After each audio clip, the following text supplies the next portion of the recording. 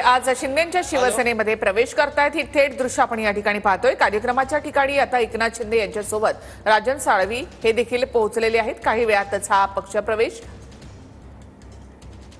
यासाठी आनंद मठात मोठा कार्यक्रम या ठिकाणी आयोजित करण्यात आलेला आहे। 2006 मध्ये राजापूर विधानसभा पोटनिवडणुकीमध्ये राजन साळवींचा पराभव झाला। मात्र त्यानंतर 2009 ते सलग 2019 पर्यंत ते शिवसेनेकडून आमदार होते।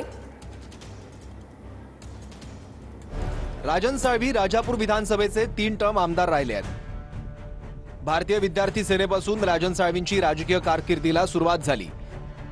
1993-94 च्या सुमारास राजन साळवी शिवसेनेत सक्रिय झाले। राजन साळवींनी पहिल्यांदा शिवसेनेचं नगराध्यक्षपद भूषवलं। रत्नागिरी जिल्ह्याचं जिल्हा प्रमुखपदही राजन साळवींनी सांभाळलं। 2009 मध्ये राजापूर विधानसभा मतदारसंघातून पहिल्यांदा विधानसभेवर निवडून आले। त्यानंतर 2009 आणि 2014 मध्येही राजन साळवींचा विधानसभेत विजय झाला। मात्र 2024च्या विधानसभेत उदय सामंतांचे बंधू किरण सामंतांकडून साळवींचा पराभव झाला। पराभवाची नैतिक जबाबदारी स्वीकारत राजन साळवींनी उपनेतेपदाचा राजीनामा दिला।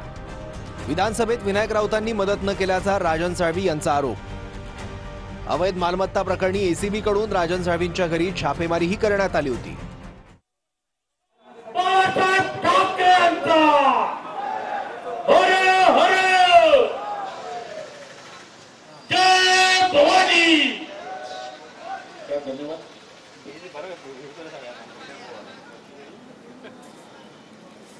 शिवसेनेचा लढवय्या शिवसैनिक ते नेता अशी राजन साळवी यांची ओळख। कट्टर शिवसैनिक म्हणून त्यांची खरं तर ओळख।